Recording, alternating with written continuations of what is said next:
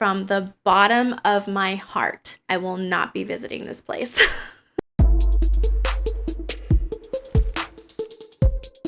Hey guys, welcome back. If you are new here, hi, my name is Shayna, and in my little corner of the internet, we talk about spooky history of all kinds. If that sounds like something you're interested in, be sure to hit that subscribe button and notification bell because I'm here for you on Wednesdays. I also have a podcast called Spooky History with Shayna Blake, and that is where the audio of this video will be. So if that's more your thing, I'll be sure to have a link down in the description for you. Now today's story is a pretty interesting one. We haven't done a haunted location in a while other than my office, so I thought this would be a good one to do. So today we are going to be talking about the Island of the Dolls. Now there are many different versions of this story. I've heard it told in many different ways, but I did find an article where the nephew of the man who started the Island of the Dolls would tell his uncle's story. So I thought we would kind of dive into that because it seems very interesting. So without any more delay, let's get into it. Now this island sits deep in the heart of the Xochimilco Canals.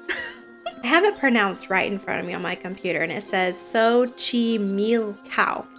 Probably not saying that right. So we're just going to call it the Canals, if that's okay. Now these canals is Mexico City's last remnants of the Aztecs. Now let's have a brief history lesson on the city and the canals because I feel it's important. The Aztecs were a Mesoamerican culture that had flourished in Central America in the post-classic period from the years 1300 to 1521. Now these canals are within Mexico City's city limits. Now Mexico City was an island that was originally in a volcanic caldera, which means it was formed when a volcano erupts and collapses, which I find pretty cool, by the way. The Aztecs were the first to start developing in that area, and they built a system of man-made islands that are called chinampas, or chinampas. Not sure how to pronounce that either, so I apologize. The chinampas is a canal system for farmers. Now, the Aztecs would eventually be defeated in the Spanish-Aztec War in the years 1519 and 1521. Soon after the Aztecs were defeated is when many of the chinampas were filled in and turned into the Mexico City we know today. What I thought was an interesting fact is that at the southern end of Mexico, where the canals are that were made from the Aztecs, they're still used today. So I thought that was kind of cool. So these canals are very old and they have a lot of history, especially dark history. There's a quote from a person named Gerardo Ibarra, and they stated that during the time of Cortez, many people fled here to the canals and hid in the canals. A lot of these people were women and children hiding from the conquistadors, and many women killed themselves rather than being caught and raped by the Spanish, end quote. I also read in another article that the La Llorona legend also started in these canals. So that's another spooky story. So if you would like to hear about that, then be sure to let me know in either the comments here on YouTube or you can swing over to my Instagram and I can work on it for you. Now these canals have had a lot of history, and I believe that I read somewhere that they also have a parade in honor of those who died in the canal. Correct me if I'm wrong. It could just be part of the celebration of the Day of the Dead, but I'm not 100% sure on that. Either way, it is this single acre of land that is now called the Island of the Dolls that was a place where people could disappear for centuries. It was this island and the islands around it that would be a temporary shelter for Mexican revolutionaries and religious practitioners who had fallen out of favor. And some of these people would end up killed or drowned in the canals. Now, right now, the famous island houses 3 huts and a cluster of broken and decaying dolls. Locals believe that the island is cursed and say that they hear talking and will see ghosts or shadows at night. It's known as one of the world's most haunted and tragic locations. The article had interviewed a man named Don Loro, sorry Don, and Don was a community leader who had spent his whole life in the canals. He has paddled from island to island using his wooden flat-bottomed boat, and he would go to say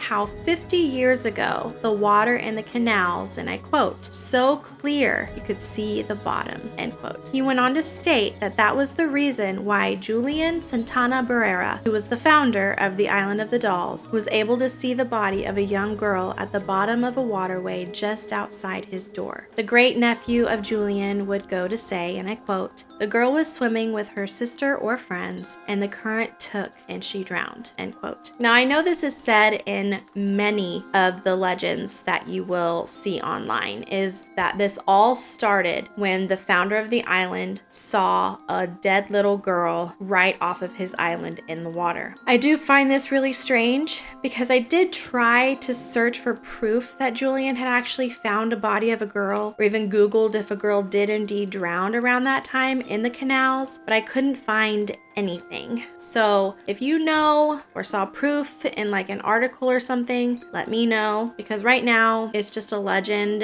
that is linked to the story of this island. But it was supposedly after the girl's body was found is when all of the trouble had started. The nephew would state, the spirit of the girl was living in sorrow. In the mornings, Julian started seeing ghosts and one day woke up and found all of his crops had died. He tried many things to improve his crops, but he couldn't because the spirit damaged it. He became more and more scared, end quote. Now, Julian would go and build an altar in his cabin, hoping to appease the spirit. Him and his wife supposedly lived in this cabin. Now, I know the story that's all over the internet state that he left his wife and supposedly had lost his mind and secluded himself. So I'm just reading what I found in this article. So I really don't know, but this article that supposedly interviewed his nephew said that Julian and his wife did live on this island by themselves. Even though Julian would go to build the altar for this girl's ghost, the nephew goes to say, but the spirit still came, so he started collecting dolls as a way to protect himself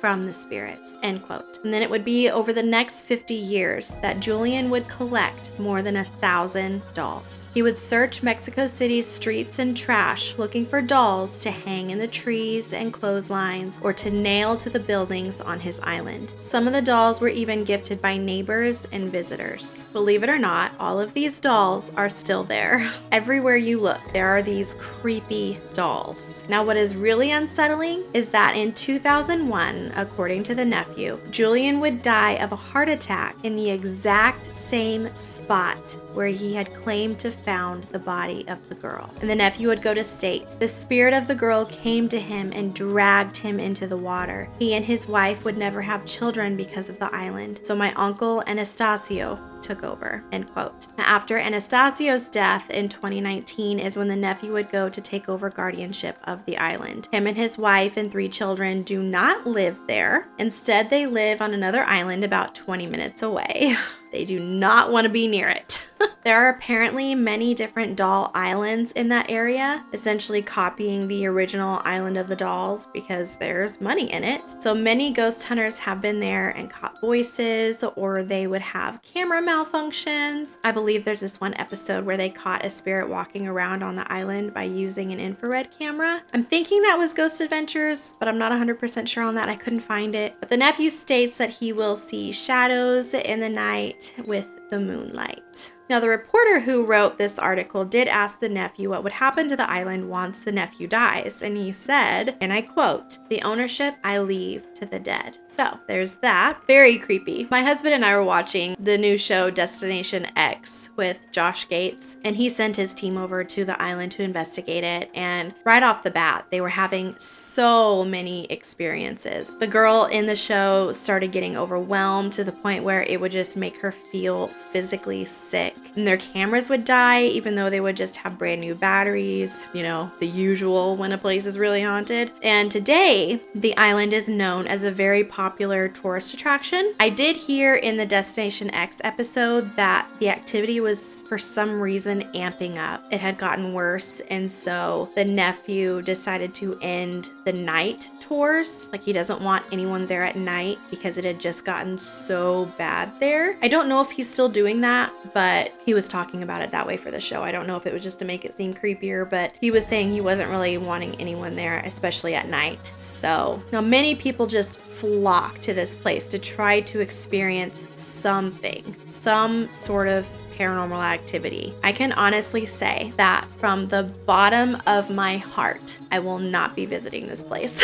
It is way too creepy for me. And as for the legend of the dead girl, like I said, I couldn't find any kind of proof this had happened, but I'm not saying it didn't. He could have easily seen the body, and then minutes later, the body could have just drifted further down the current and was just never found. I'm also not sure how long Julian lived on the island before he supposedly saw the girl's body, because it was right after this incident is when the hauntings supposedly started. But the island's hauntings could have gotten worse, as his obsession could have grew by him trying to appease this one girl's spirit by finding dolls for her. I know that if you obsess over things like that, it could invite even more spirits in. The island is supposedly haunted with many different spirits. It's not just the girl, supposedly. Many different spirits are haunting that place right now. So, who knows? That's just my opinion. But let me know if any of you brave souls ever went to visit the Island of the Dolls and what you thought of it. Just seeing pictures of this place is enough to really creep me out, honestly. That's gonna be it for today's episode. I hope you all enjoyed this version of the story. If you did, be sure to hit that like and subscribe button and notification bell. It does help out my channel. And be sure to let me know what you guys want to hear from me next. I hope you all have a very blessed day, and I will see you all next week. Bye!